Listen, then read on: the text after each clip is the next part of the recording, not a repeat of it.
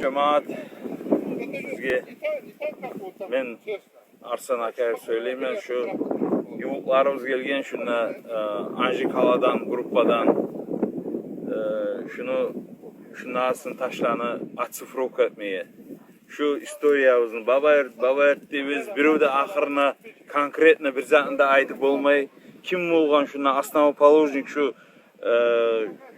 baba ertobuzunu özümüzünü her şu tamgaları var bir sıntaşlarını bir sıntaşlarını yok nu kim bolganmısa da bilmeye suyemiz şulanı tom çisli 1924 yılda Ulatama atası şuna gömülgen no kabırın tabi bolmayız pakağa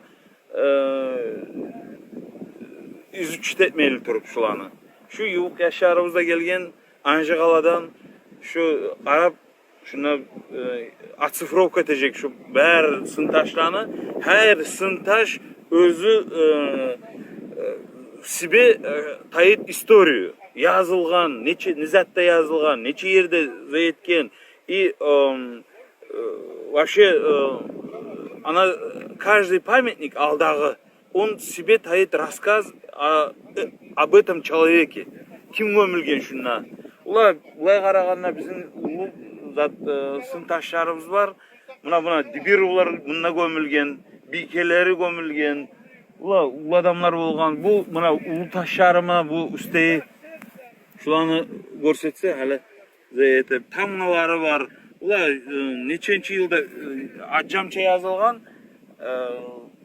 okup olan adamlar көп zat var bunda istoriya okuma çağı я думаю исчерпывающий материал şular Allah buyursa jiyip bizge de dokumentalna переводить etip şu biz okup olan köyde etecek de Allah buyursa şolay cemaat sizge de bildirme süyedim şunu. Onu hali okutacağımız İsmail Ağa'ya. İsmail Hamurdayev degen bizim belgili alemimiz. Çoğar okutacağız. Bu data tarihini bile biz hali. 1332'de var, 2'de var. Bu ne çıktı ola? Bu Toşko'da var bir yerde. Dağda bir şey. Ayları vardı. 1332 короче. Пока şolay oylaşabız. O Arap İsmail Ağa'yı bizge aytar bu. İngilizce kaligrafiye o bek hocam yazılı kalan o şeyler. Наш народ, то есть кумыки и нагайцы, практически мало знают о своем прошлом. Но мне кажется, нагайцы даже лучше знают, чем кумыки. Это как бы парадоксально. Почему? Потому что нагайцы из поколения в поколение передавали это родословную дамгу. Вот мы смотрим, видите, это дамга. Там это один вид. А там есть дамга перевернутый N. Есть там дамга буква N, а это буква П и сверху хвостиком. Это означает, что он принадлежит тому роду. Например, Ас-Догерик. Ну, я так грубо сказал, а этот дамга принадлежит тому роду. Ну, такой же род встречается и в Крыму. То же самое попадается.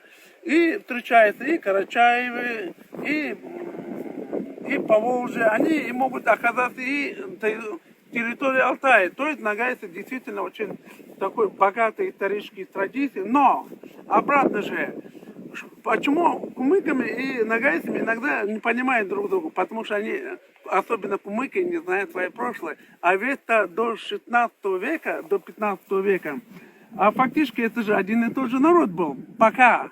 Потом, после эпидемии, после переселения туркменов, это в конце 16 века кумыки перемешивают с туркменами. Потом еще в 1735 году, 36 году обратно вторично перемешивают с туркменами. И уже образуется новый народ. Кумыки, которые имеют свою генеалогию 40% это хазарские, казаки, и 45% туркмены, и только 10-15% горская кровь у кумыков.